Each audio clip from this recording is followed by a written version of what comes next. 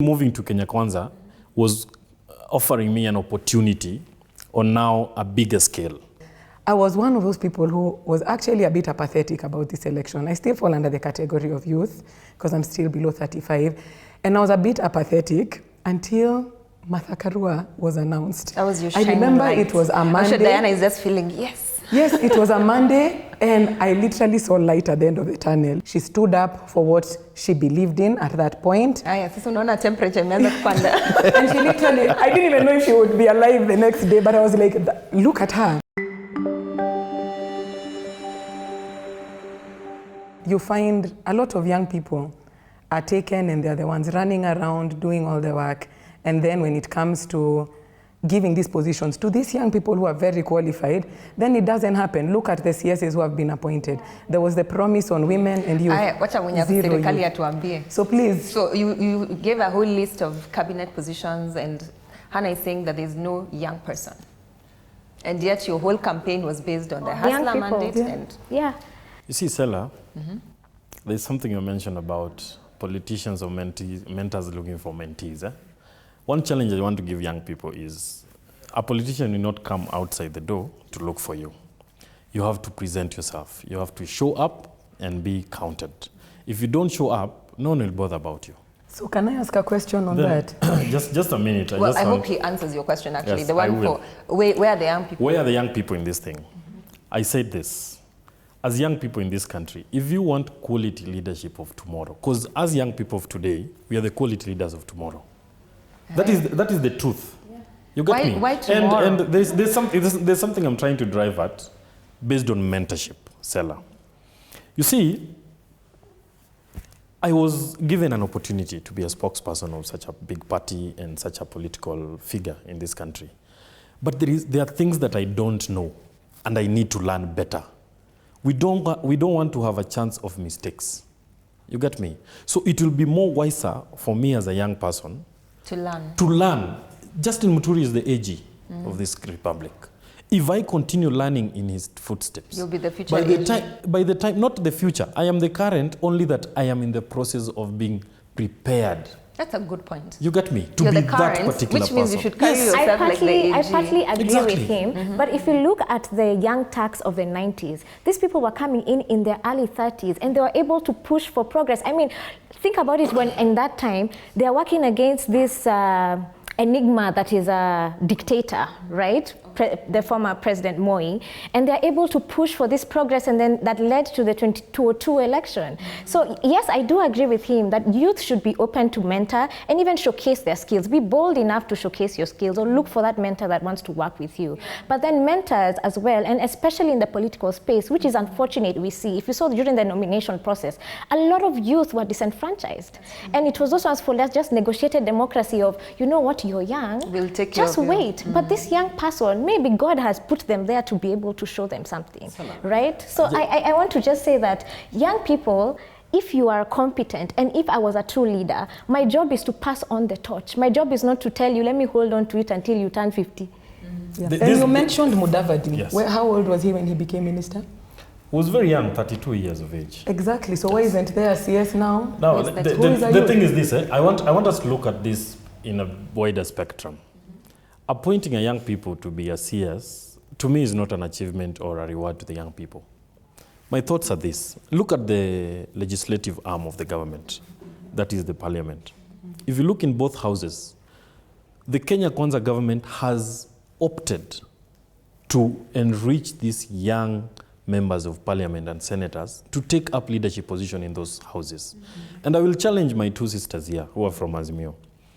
Go to IBC or go to parliament, all the 47 counties, get the list of all the nominated members of county assemblies. 80% on those lists are young people. Because William Ruto, in his own mindset, he has that vision that he wants a country that tomorrow, if I'm not there, I have inspired a young person. So you're saying that the current government is giving them opportunity, but they have to start from somewhere. Exactly. And they have to learn the ropes. Exactly, they have to learn the ropes. And that is why most of the young people in Kenya Kwanza, you know, people are complaining, oh, we are not seeing young people. But if you go to all these 47 counties, 80% of the nominated members of county assembly. But when it comes to nomination, there's already a slot for Nominated for young youth. people. Yeah. Not for young people. That's what I'm saying. Unless you're saying that they were also factored, like the women were also chosen as young people. Exactly. Are you getting me? Those people below 35 years. And who you're have saying been- that was a deliberate strategy. Yes, it was a deliberate strategy so that he doesn't have a way of only... Imagine now if all the nominations went to the people who are 40 and 50 years of age. You get me? Well, he can't legally because the law requires... It is possible. It's the not. only Unless IBC there's- is not doing their job. No, it's there's not only one possible. slot for young person. It's not one slot. It's one slot. You have to have a balance. Yeah. You get me? And that also makes me come to the question of, during the whole campaign, Kenya Kwanza was really centered on the youth. And at some point, even for us on the Azimio, we felt like Kenya Kwanza has carried the youth. However, despite how the turnout did not turn out to our favor, we also saw the highest voter apathy. And yet the voter base was majority youth. So the youth felt disenfranchised. No matter our messaging in Azimio or in Kenya Kwanza, majority of the youth felt that these leaders are not speaking to us. So for Kenya Kwanza, where I feel like we need to hold them accountable is because they came out with so many promises for the youth, right? And now they are the government of the day.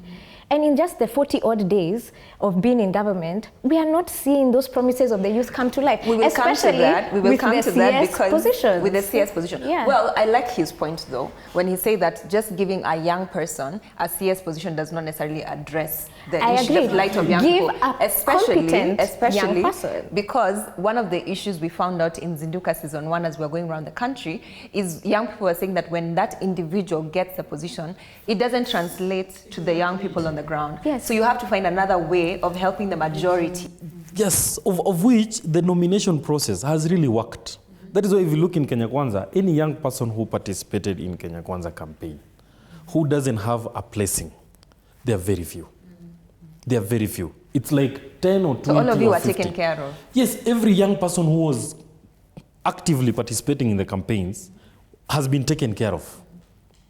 And I'll challenge my two sisters here to name for me like 5 they know of who have not been taken care of. You see, that's a hard question. That's we a were hard focusing, question. we were focusing on Azimio. We're focusing on what would have been our But you anti- see, that's a bit obvious because if you're working in an office, then you would generally move and transition. So to the next thing. But Exactly. for us as Okay, so Azimio- let's say that the ones who worked, of course, I agree with you, Hannah. If you supported in the campaign and your government, your people get in, that's why you even support in the first place, because you're hoping to get a position. So most likely you will get a position. But so transitioning, now elections are over. Even if we cry or we do what, elections are already over, right? How do we hold this government accountable? Because like Diana, what you said is that there were many promises, and especially for the Kenya Kwanza team, the whole message was significantly riding on young people, on the hustler narrative and all that. So how can we hold this government accountable? Let's start with Diana. Actually, I want to have my brother here who's in government to tell us What are they just doing ask- for us, can and then I ask can a say how I question would just- like. Yes. Just in relation to what Sellers asked and what Diana said earlier, you focused on young people. 8 million young people did not vote, which is more than any of the candidates got. So just as you think through Sellers' question, maybe you can give us why. I think that's why they put you there in the middle so that you can First of all, answer the questions. First of all, when she says that the 8 billion young people did not vote, that is not true. Young people voted in this election. Based on what? Maybe the turnout Those are was the not that statistics. satisfactory. It was the I lowest. agree. It was the lowest. I lowest. agree. But those young people who voted, I want to believe in my own wisdom, they voted for Kenya Kwanza because of the ideas and the policies that we have for them. You will ask, what is the Kenya Kwanza government going to do for the young people? If you look around, William Ruto has been, the president now, has been on the forefront to champion for the hustler narrative. You know, some people are feeling like championing for the hustler narrative is like picking a mama mboga or a boda boda rider to be in the cabinet. That is not what William Ruto envisioned. William Ruto envisioned this mama mboga having access to cheap, affordable I hope you're still going credit. to answer my question. What is this government doing for young people? That is what I'm saying. Okay. Most of these young people are below the scale of earning. That is the hustler and those low-income earners.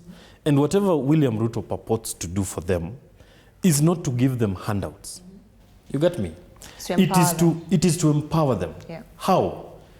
If these young people are involved in agriculture, he can find ways to empower them in their small-scale agriculture activities to ensure that they prosper in their small agricultural field.